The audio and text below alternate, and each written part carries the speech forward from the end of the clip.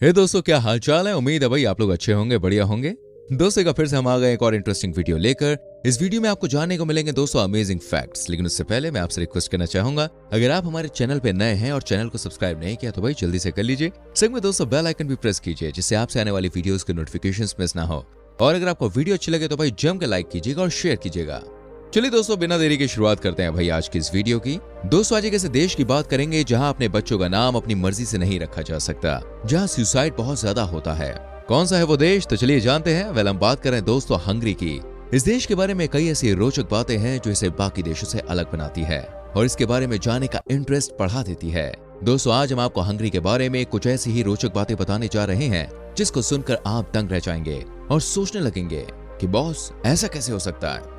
दोस्तों दुनिया के 30 सबसे फेमस टूरिस्ट प्लेस में हंगरी यूरोप का एक छोटा सा और बेहद ही खूबसूरत देश है। ये अपनी खूबसूरती के लिए पूरी दुनिया में काफी मशहूर है और घूमने फिरने का शौक रखने वाले लोगों के बीच भी काफी पॉपुलर है।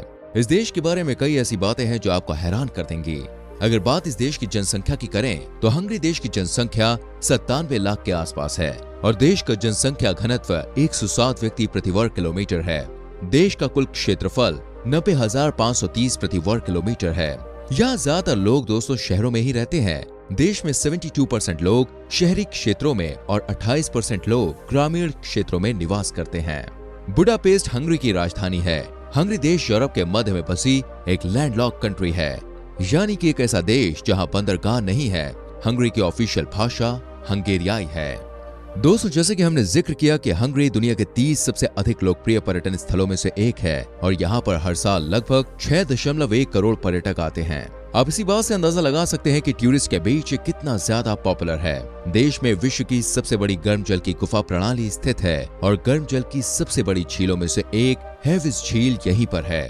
इसके साथ ही मध्य यूरोप की सबसे बड़ी झील बलातोन झील भी यहीं पर है और यूरोप के सबसे बड़े प्राकृतिक घास के मैदान होटोबैगी भी हंगरी में ही है।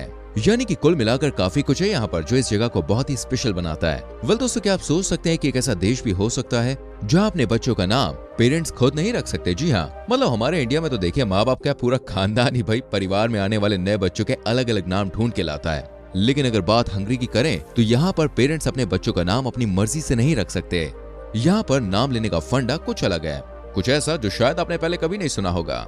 दरअसल यहाँ की सरकार समय समय पर एक नेम लिस्ट पेश करती है जिसमें से यहाँ के लोग अपने बच्चों के नाम सिलेक्ट करते हैं। यानी कि कुल मिलाकर बच्चों के नाम को डिसाइड करने का जो अधिकार है वो माता पिता के पास नहीं है बल्कि सरकार के पास है और सरकार द्वारा जारी लिस्ट में से ही बच्चों का नाम पेरेंट्स को सिलेक्ट करना होता है। यहाँ की एक और इंटरेस्टिंग बात मैं आपको बता दूं, लेकिन उससे पहले आप मुझे बताइए आप अपने दोस्तों को या जान पहचान वालों को भाई कैसे बुलाते हैं, किस नाम से बुलाते हैं? कोई नाम आपने कभी किसी को दिया है तो जरा बताइए।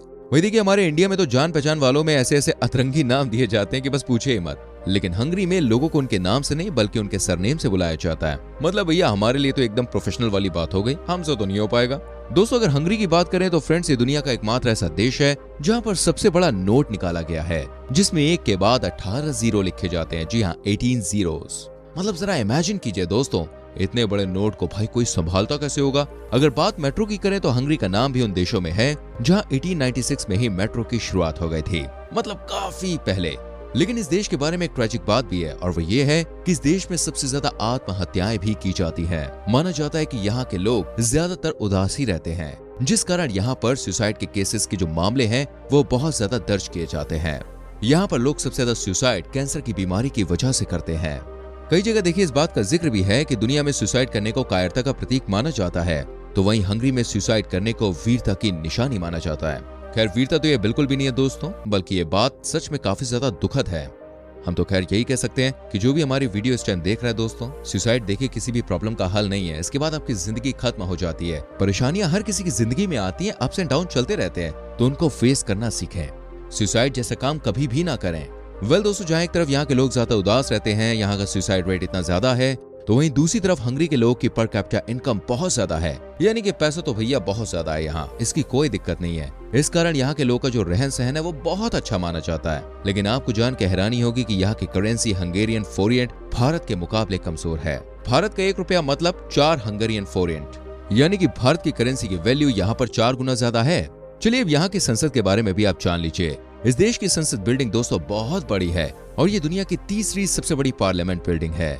यहाँ सबसे प्रचलित धर्म की अगर बात करें तो इस देश में सबसे ज्यादा ईसाई धर्म को मानने वाले लोग रहते हैं और यहाँ पर दूसरे धर्म के लोग ना के बराबर हैं। एक और रोचक बात आप जान लीजिए यहाँ के बारे में, जिसको जानकर दोस्तों आपको हैरानी हो सकती है और हंसी भी आ सकती है। अभी देखिए हमारे देश में या फिर ज्यादातर देशों में जब तक ड्रिंक्स के चीयर्स ना किए जाएं, तब तक मानो पीने का मजा ही नहीं आता। लेकिन अगर बात हंगरी की करे तो यहाँ पर बियर वगैरह चीयर्स करके नहीं पी जाते, जिसका एक कारण ये है कि भाई एक बार लड़ाई में हंगरी की जो सेना थी वो ऑस्ट्रेलिया की सेना से हार गई थी और उस वक्त ऑस्ट्रेलिया की सेना ने हंगरी की हारी हुई सेना के आगे बियर चीयर्स करके अपनी जीत मनाई।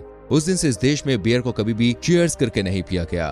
तो अगर आप यहाँ जाएं तो भाई इस बात का खास ध्यान रखिए, बियर आप जब भी पीते हैं चीयर्स बिल्कुल ना करें। दोस्तों अगर आप वाइन के शौकीन है तो भाई हंगरी आपके लिए डेफिनेटली एक बहुत अच्छी जगह है, क्योंकि हंगरी को वाइन कंट्री के नाम से भी जाना जाता है। ये देश 20 अलग अलग प्रकार के वाइन्स का उत्पादन करता है और हंगरी देश में बनी वाइन का विश्व भर में भारी रूप से निर्यात किया जाता है। यूरोप की दूसरी सबसे बड़ी नदी डानुबे रिवर हंगरी की राजधानी बुडापेस्ट शहर के बीचों बीच से गुजरती है और ये बेहद ही खूबसूरत लगती है। अच्छा फ्रेंड्स, हम सब अपनी लाइफ में कुछ चीजों को लकी मानते हैं। मतलब लकी चार्म में अगर कहूँ भाई आपका कोई लकी नंबर, आपकी कोई लकी शर्ट, कोई भी चीज जिसे आप बहुत लकी मानते हैं। आप मानते हैं क्या? मानते ही होंगे यार किसी न किसी नंबर को या किसी चीज को, या ऐसा भी हो सकता है आप ना मानते हो। वेल जैसा भी आप मानते हैं हमें कमेंट करके बताइएगा। खैर बात हंगरी देश की हो रही है तो मैं बता दूं 96 नंबर को यहाँ पर लकी माना जाता है और इसका कारण यह है कि 896 में हंगरी देश की स्थापना हुई थी और 1896 में बुडापेस्ट में बुडापेस्ट मेट्रो की स्थापना हुई, जो यूरोप में सबसे पुराना भूमिगत रेलवे सिस्टम है। इसलिए यहाँ 96 नंबर को काफी लकी माना जाता है। बात यहाँ की पुरानी यूनिवर्सिटी की करें तो यहाँ देखिए एक बहुत ही पुरानी यूनिवर्सिटी मौजूद है जिसका नाम है पैक्ट विश्वविद्यालय। यूनिवर्सिटी ऑफ पैक्ट हंगरी का सबसे पुराना विश्वविद्यालय है। इस विश्वविद्यालय की स्थापना सन 1367 में की गई थी। तो फ्रेंड्स कैसी लगी आपको ये हंगरी के बारे में जानकारियां, हमें जरूर कमेंट करके बताइएगा। कौन सी जानकारी आपको सबसे अलग लगी ये भी लिखिएगा। वीडियो को लाइक करके शेयर कीजिएगा और आने वाली वीडियोस को देखने के लिए जल्दी से चैनल को सब्सक्राइब करके बेल आइकन प्रेस कीजिए, जिससे आने वाली वीडियोस के नोटिफिकेशंस आपसे मिस ना हो। सो फ्रेंड्स मिलते हैं अगली वीडियो में। Till then bye bye.